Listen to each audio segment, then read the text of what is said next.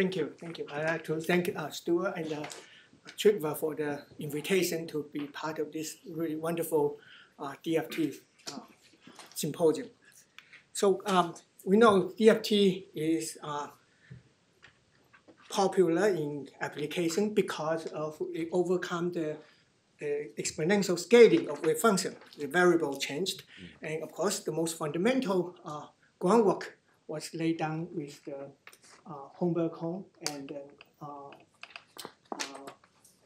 Lucent's work on the two theorems. The very first one is the ground state energy can be determined from the density, and because density is completely equivalent to the wave function through the potential in particle number.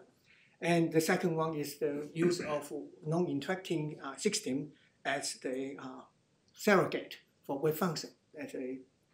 And this leaves there's only one unknown in the formulation is the exchange correlation energy functional, and it's 10% of the energy. And if you take the exchange away, it's only 1% that's truly unknown. So it's really remarkable groundwork. But the challenge is that the 1% in correlation or the 10% in exchange correlation matters when you involve chemical applications. So the approximation that we already know that it was developed in the LDA or the X-alpha in the 50s, even earlier, faced really significant resistance in the early days. And that's part of the theme of the symposium to review that. And I think there are two reasons. One is the practical mind. For people who care about numbers, the approximations are not convincing enough in terms of accuracy. And for the theoretical mind, the chemists come from the 50s. There's a density matrix theory that formulates many-body theory in terms of two-body density matrix. And that suffers from this n-representability problem that are really hard to express in terms of density matrix alone. So that the reason, the functional has no n-representability at all. It's not coming from a density wave function or coming from an expectation value. So that's the resistance, the reason from what I could see at that time.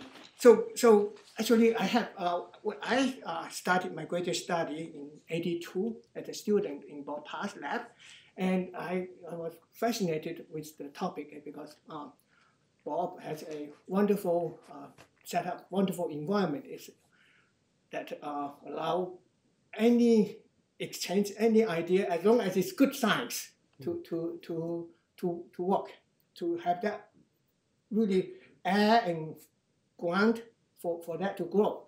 So I was really fascinated with the topic, but I felt lonely when I go to conferences.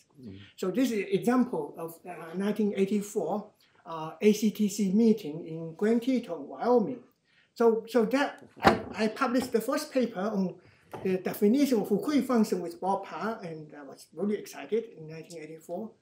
And so gave a poster in that symposium, and the reception was very, I guess, negative. And I remember one comment from a professor that the theory meeting was DFT. Basically, it's useless.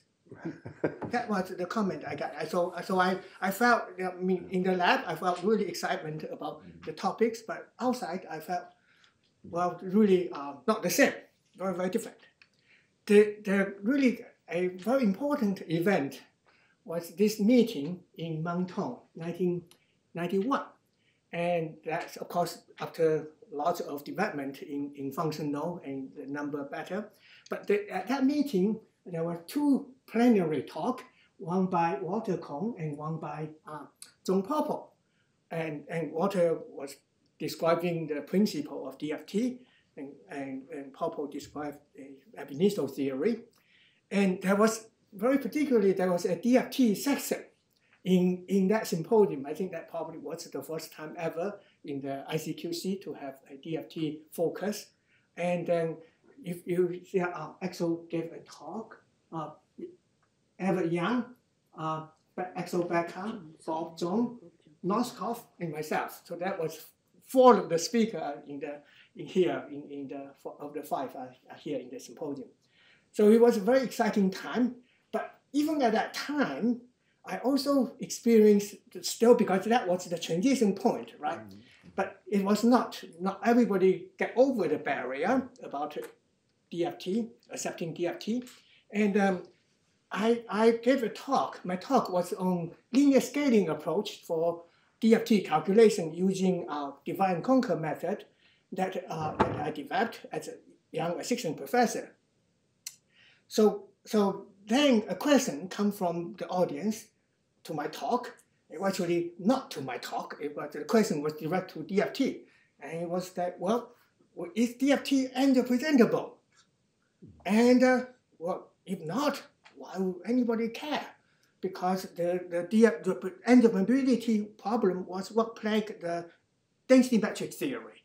So if you use that same logic, then you would, well, of course, it will kill DFT too, because DFT is no guarantee of endopermeability at all for the functional. The density is endopresentable, but the functional is not. So the functional can go much below the true energy. So that was my personal encounter with the resistance. And we all know there's story change and because of the development in the functionals. And so the very important development from the three laboratories, from Axel Becker at Queen's University, Bob Parr at University of North Carolina, and John Purdue at Tulane University. And out of that development, there are two really very commonly used functional, the BLIP functional, which combine the Axel Becker's 88 exchange with the Liang-Parr 88 correlation energy. And that seemed to, even though it's developed from two labs, but seemed to combine really well for chemistry. And then the Purdue 1 approach, and later on superseded by PBE method that was widely used, and then subsequently the hybrid functional development. So that's really the development that brought DFT to popular application, broadly accepted by chemists. And so I wanted to just give some historical perspective in terms of this Liang-Parr correlation functional. So of course, it was developed based on the Corley-Salvetti correlation energy functional developed in terms of two-body density matrix. So it was formulated as two-body density matrix. So it is more or less a density matrix formulation in that form, and it gives good numbers. So this development was with this background was two papers that published in '86 when I was still a graduate student with Bob Parr. And Bob has a wonderful environment. You can see that I can publish a paper alone without him, because it really has an ideal ivory tower in North Carolina. Do whatever you are interested in, as long as it's good science. So I was looking at Thomas forming theory, how to make it better, and then through path integral, using path integral to connect the non-interacting system green function and formulated it at path integral, and looking at Thomas forming theory. And out of that was a work that following, this is back-to-back, two papers, that looking at kinetic energy density. So not kinetic energy per se, because, kinetic energy, of course, is integrate result, but the kinetic energy density at every point in space. So at that time in literature, that was very confusing. The Thomas Forming plus Weitao correction was good total kinetic energy, but the density was lousy, was terrible. The kinetic energy compared to the Kongsem or Hartree-Fock result was terrible. No way to explain why the integrate result was good. And this paper solved that puzzle, was that, well, that people have not used the proper amount of Laplacian of density in the expression. It's just they just pick up whatever convenient in the literature and plug it and to make the comparison. So if you stick to the proper definition of what is the local kinetic energy density, and the result, of course, you have to add the right amount of Laplacian. Then the comparison, the comparison between the Hartree-Fock kinetic energy density and the gradient correction, look at here. It's remarkably good. It has beautiful cell structure, and this means that the kinetic energy density approximation from the gradient approximation, if you use the right amount of Laplacian, it's really as accurate as the total kinetic energy, which is really good. So that laid the groundwork for the work that in this Liang Pa paper. It's two things that this paper did. One is to transform the two-body density matrix into kinetic energy. This is the exact kinetic energy density. And then also make spin polarized. So you can have spin polarized and kinetic energy density in that. Then the second one is make a DFT, the Thomas Formy-Weizsäcker approximation to the kinetic energy density, and using the proper amount of Laplacian. And that means that we can reproduce the two RDM result very accurately. So that's the behind the theoretical development. So then, of course, from that on, there's lots of development in hybrid functional, meta-GGA, range-separate functionals, double hybrid functional, and van der Waals functional, and there's really wonderful achievement in the field, and great applications, many broad applications. So indeed, this is what was to celebrate. Of course, but as Stu mentioned in the beginning, we are scientists. We have to continue working and make the theory better. So what in my remaining talk, I'll tell you my effort in trying to understand the problem exists and to overcome the problem and to extend the theory. So we know from the constant perspective, the theory is perfect. If you have the exact functional, I think it has brought success. I think that's why it is very useful. But it can also fail dramatically or maybe beautifully, depending on how you view it. And this is all about the approximation we make rather than the principle. And understanding this error is really been my goal in my research, trying to understand what is fundamental wrong, or what can we do and what we can do beyond that. So I have wonderful collaborators during my effort in this, which I'm not going to go over, but Paula Mori-Sanchez, Aaron Cohn, Erin Johnson, and Xiu Jing was really part of my group that at that time that we have worked very hard to understand the problem. And the understanding starts from this simple molecule, H2 plus. So if you look at H2 plus at equilibrium, then you say all the functional seem to get reasonably good structure, energy, and geometry. But if you stretch the molecule, you see that something dramatic happens. And what happens is that at large distance, all the functionals, GGA hybrid, has a significant underestimate of energy. And you can think that this is, well, because functional has no variation, no angel permeability, so guarantee, and so the energy is too low. But this is way too low that indicates something really much significantly, systematically wrong.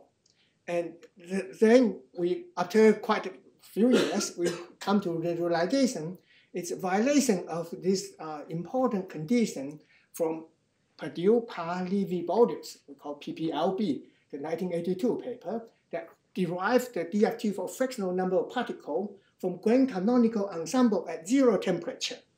And we studied this paper and come up with actually a very different interpretation and derivation. Is that in this 2000 paper, and it is come from, instead of ensemble consideration, it's come from the superposition principle of quantum mechanics. So what is the superposition principle of degeneracy? If you, the wave function is satisfied linear equation. If you have two degenerate solutions, you can combine these two degenerate solutions and give you same energy and perfectly exact wave function in any linear combination. And this, of course, in wave function is trivial, but in terms of electron density as basic variable, that is what is that? How do we understand this? And it is exactly the fractional case, fractional particle number. So if you look at this simple example, H2 plus dissociation at infinity separation, you have two degenerate states. So you have electron at proton B or electron at proton A. These are two degenerate states, and linear combine them give you this maximally entangled state. Now these are two entangled states, but exactly also a perfect solutions. But if you look at density, something really interesting. You have half of electron at position A and half electron at position B. And these two half electrons are separate by infinity. They're not talking to each other because it's separate by infinity. So this condition then force you to define the energy of half electrons, and it's equal to half energy of one electron. And this is exactly the PPLB curve in the middle point here, the linear line. And the paper, in our 2000 paper, we extend that to any number particle and any fraction. So the linear condition we can view very, very different from ensemble perspective. It's how you treat degeneracy superposition. And to satisfy that, this linear line has to be satisfied. And of course, if we look at our regular functional, most approximate functional will have this convex deviation from. So this convex deviation is that at the endpoint, the agreement with an accurate number is very good or good, but at fraction, you have much larger deviation. And this much larger deviation is systematic. You see in every functional and every molecules. So that's the error we find, is that this consequence of this systematic deviation is that if you just take two molecule and add electron, two system add electron, this is degenerate. The electron can go anywhere or spread out in any fashion because it's non-interacting. But if your functional is convex, then it will always occupy the half electron because it's less in energy. So this is delocalized distribution is a bias of the functional. The functional will not say it's equal in energy, but it will give you a delocalized answer bias. And if you have the opposite error, the Hartree-Fock type error, then it's going to get the localized answer. So this is very systematic, and then so we call this delocalization error in DFT, and that's really one of the significant challenge that still for all the functionals. So the delocalization error, of course, explains the H2 plus dissociation. This dissociation limit is exactly the delocalization error for fractional particle number. And there's another consideration for degenerate system, is that in this case, the degeneracy in the H2 plus, the degenerate state is in two different parts of space. But in this case, this degeneracy is in the same part of space. And this involves the we call fractional spin. But sorry, I jumped ahead. This delocalization error has lots of consequences in terms of reaction barrier, band gap too small, and overestimate of conductance or polarizability, and also in thermochemistry as well. So it's too much low energy for delocalized system, and that's the delocalization error underlying a large class of systematic problem we see in the functionals. So that's the clear picture, and it also shows the delocalization error leads to wrong distribution of charge. If you calculate chloride in water, you see the charge, the negative charge everywhere except in the right place, the chlorine atom. So that's common. So you have to be careful when you, and this is a problem that an example of interface. When you have two types of material together, this is chloride and water, the charge transfer can frequently be wrong because of the delocalization error, because the energy level are wrong and you have too much charge transfer. So this is another class of problem that about the degeneracy occur in the same part of space, And this leads to the concept we introduced called fractional spins. And that's related to strong correlation or static correlation problem. And the example is H2 dissociation that Evan Young introduced in the earlier talk. So this problem, I'm not going to go over in much detail. So it is exactly the same argument, but now you have two electrons, one up and one down. And then you have degenerate state the other way. And you end up with a system with fractional spin at one electron with half up and half down electrons at A and same at B. And this energy has to be the same as entirely these systems, entirely polarized. And the energy means that along the spin polarization is a constant. So that's the degeneracy principle consequence in electron density. So that's explained the error in that is explaining the error in the H2 binding curve in terms of particle this overestimate of energy in Hartree fork or in DFT. That's very large error in the fractional spin object, the asymptotic limit. So why do we have all these fractional objects, the charge and spin? Because we change variable. In wave function, you have superposition. You can linearly combine any degenerate states. That's the variable. But in electron density, it's fractional charge and fractional spin. That's the manifestation of the superposition principle. And it's true also for green function approach or in density matrix approach, not just for DFT. Anytime you walk away from the many-body wave function, you have to face this. So what do we know about these degeneracy conditions? So this is the summary of what we know. The first is the PPLB condition on fractional charge. The second is the fractional spin. So you can, the degenerate electron density combined is the same.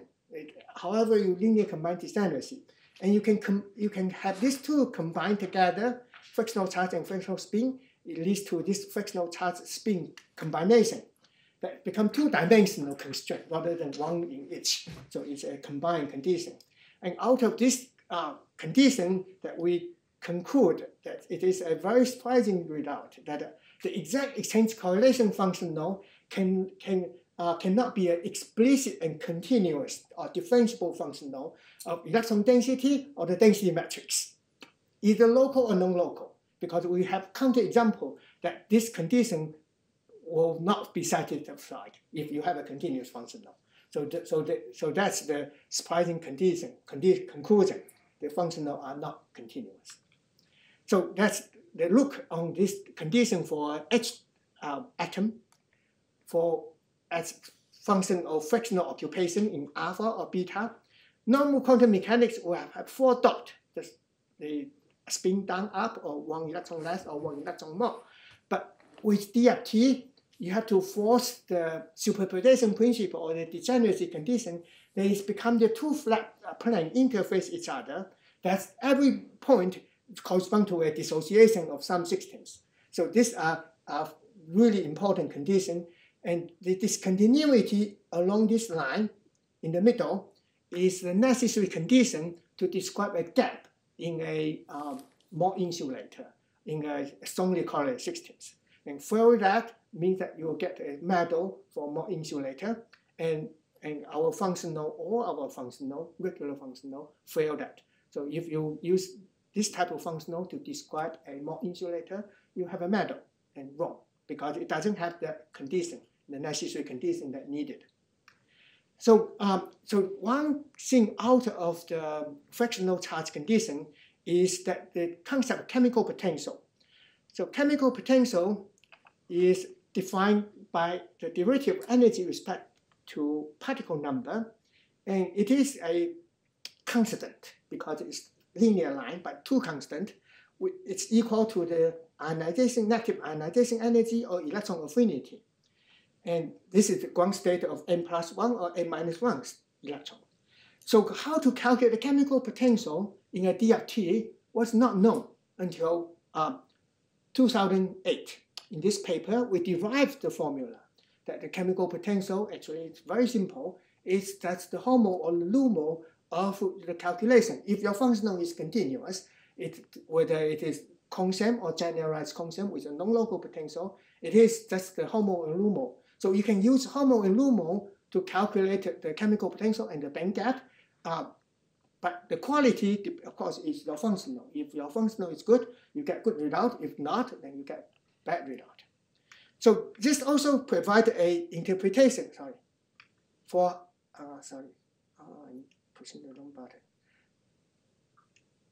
Provide an interpretation for Hartree-Fock. So we know Koopman theorem for Hartree-Fock is about orbital energy, HOMO and LUMO included. It's floating orbital approximation that give you the ionization and electron affinity. But in the DFT perspective, the chemical potential perspective, the HOMO and LUMO are the chemical potential. So it is an approximation to INA, but from the chemical potential view, not from floating orbital. There's no need to make floating orbital assumption. So LUMO is a chemical potential for electron removal, and HOMO. And LUMO is electron addition. And the fundamental gap you can predict out of the orbital energy and from the and if of course if you calculate with a energy with a convex deviation, so your chemical potential will underestimate the ionization energy and overestimate electron affinity. So I minus A will be too small. So that explains the underestimated gap for atom molecule and for quark with regular functional. This is just the localization error manifested. And if you have Hartree-Fock, it is opposite, so it's too big. So then we, after all this good understanding, then we try to correct it. And it is not an easy problem, and I indicate in this simple example, this H2 plus. So our error, we can understand in terms of fractional charge. But that's asymptotic. That's at separation to infinity. At any finite distance, you only have one electron and one occupied and one unoccupied orbital. So where's the fractional? So we have to generate the fractional variable we need. And then the second is that the correction should disappear. Also, we should not have much correction at the equilibrium where DFT gives you reasonably good answers. And it's asymptotic. So the asymptotic correction, but need to taper in. So these are the dual challenges that we have to face, and it took us about 10 years with many different try and design of functional until we have this paper that the localized orbital scaling correction, 2018. And this is about as good as we wish for. That it can, but we have to do this, we have to introduce a object called orbitallets. It's somewhere between hybrid between localized orbital and canonical orbital, and it's dynamic, changing dynamically. The reason for this is because if you look at the difference between equilibrium and last distance, geometry is a difference, but electronically, what is the difference? We thought, and then the thing that come up reasonably is the gap. At equilibrium, you have a large gap between bonding and anti-bonding orbital. Separate to infinity, they are non-bonding, so these two degenerate. So the electronic gap is a signature of this coordinate that we can use. And that allow us to, so we designed the localized orbital to behave like at large distance, it's like atomic orbital. At equilibrium, it's like canonical orbital. And this is possible because the localization is a balance between energy space and energy separation. Okay.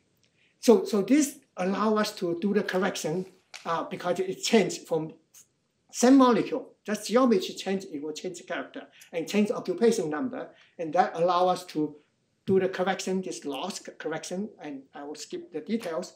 And the result is that we can correct the systematic error in LDA or any GGA or hybrid functional that bring the I and A to good agreement with the experiment and the gap for molecules. And the charge correction, the charge distribution is also restored correctly with the loss correction to any functional. the correction is systematic for very large test set of molecules, and you can see that the number are as good as green function, expansive green function for IP and EA, much better than the regular functional. And we are greedy. We said, well, what if your HOMO-LUMO is good, what about the rest of orbitals? And then this slide shows that actually it is really good. The HOMO agree with experimental IP, but also the below HOMO, the one that higher energy, are also in very good agreement with the correction. Now, of course, with the original functional, it doesn't have correction. So this tells the story that the other orbital energy has excited state information and approximate the ionization energy to excited states. And this means that we can calculate photo emission spectrum for the molecule in one ground state calculation. That's the orbital energy. And indeed, that's this figure shows, and we have many examples, shows that they're in very good agreement and comparable or better than GW calculation for the photo emission spectrum. And that's because the orbital energy contains excited information for n+1 or n-1. We allow to calculate the excited state from just kicking one electron off, and then calculate the ground state of n with the LUMO and n excited states with above LUMO. Take the two orbital energy difference, and we call this method QE DFT to calculate excited states of neutral systems. And the results are very good. I don't have time to go over any detail. This is Ripple excitation with LOSC. And also we have good valence and charge transfer and describe canonical intersection very nicely too. And recently we have extended the same theory to bulk material, so we can capture the gap of bulk material with equal good accuracy. So the excited state information contained in the DFT is from orbital energy, but DFT only formulated for ground state. So how did the orbital contain excited state information? That was a big puzzle. And that parallelly, there's the delta SCF theory that been around since the 70s of Slater's work, and has been extensively applied for many things and with good results. I quote a paper from Martin here on delta SCF results. So, but DFT only established for ground state.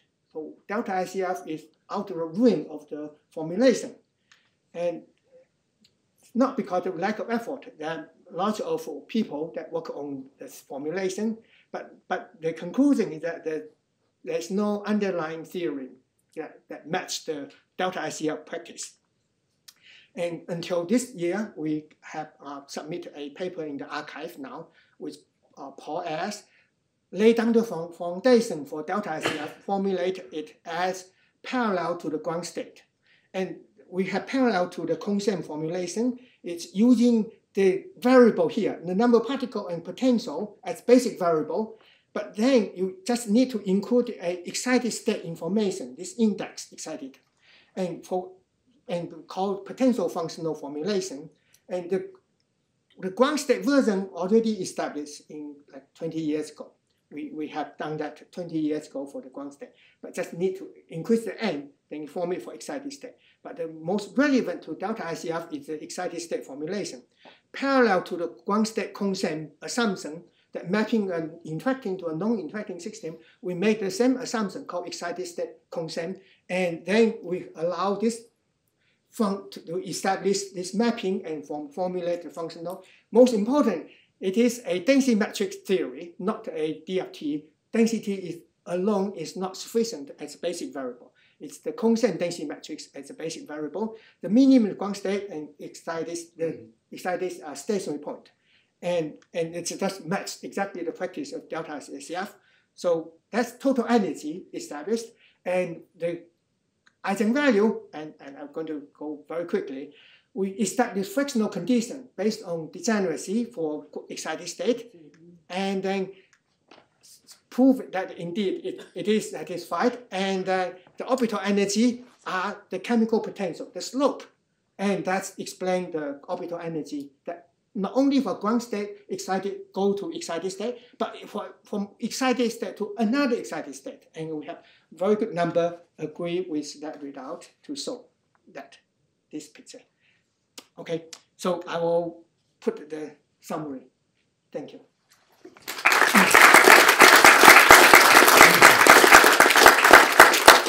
Thank you very much. Comments, questions? Yes, I think Per was first. The way who use DFT handles breaking of bond is to use unrestricted, and it works perfectly for single bond. For H2, HF, you get exactly the right curve. Of course, you sacrifice the spin, which is not a problem for the energy. So if you just want the energy, which is what chemists want, you can just do unrestricted. Absolutely, you are right. To get the total energy, and that's how you have to do. But what I'm saying here is that exact condition, if you satisfy that exact condition, you don't have to break the spin symmetry. You can have a restricted calculation. That is not a big problem. Okay. That's a pragmatic answer. Yeah, was somebody up here? No. Did you consider the connection between what you have just described and the dynamics of quantum mechanics? Because, you know, if you ask what is it that distinguishes a localized state from a delocalized state, if you look at the gap between the two orbitals, that it tells you the frequency of the particle motion between. True. So it means that you know, if you take H2 plus, when the electron moves too slowly between the two protons, then it becomes localized. And it is the frequency, when the frequency goes up, it becomes delocalized. So if you want to have half an electron on both, you have to have a high frequency motion. So there is a kind of a dynamical language to understand what you have described in terms of ground and excited states and such. And in fact, you know, this leads on to covalent bonding and everything being able to be described dynamically. No, that's a very interesting connection indeed. I have not investigated the dynamical perspective, but I completely agree with you. I have focused on the ground state, equilibrium, or the excited state perspective. So stationary states in that, and the dynamic, they may be perhaps from TD DFT formulation or something. Yeah, but I have not. Okay. Can I perhaps comment on the convexity in a particle number? There was a recent paper by Mathieu Levin, and he shows a counterexample where actually compared 2, 3, and 4 electrons, and 3 electrons and have higher energy in the average over 2 and 4.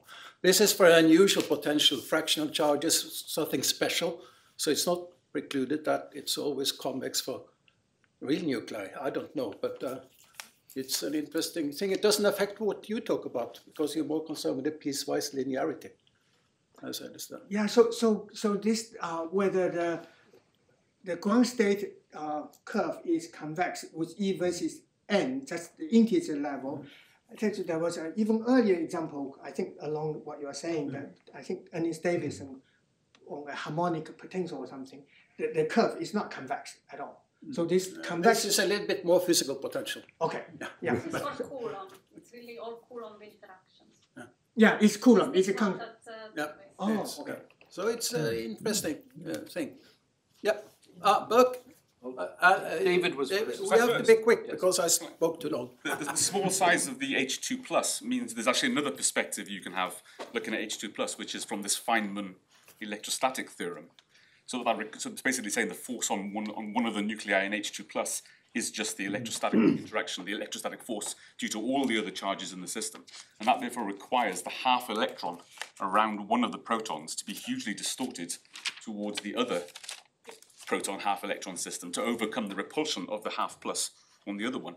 So when you do calculations and you have BLIP and things and you see your potential energy turn over as you stretch it, you're not getting enough distortion, so the force becomes repulsive.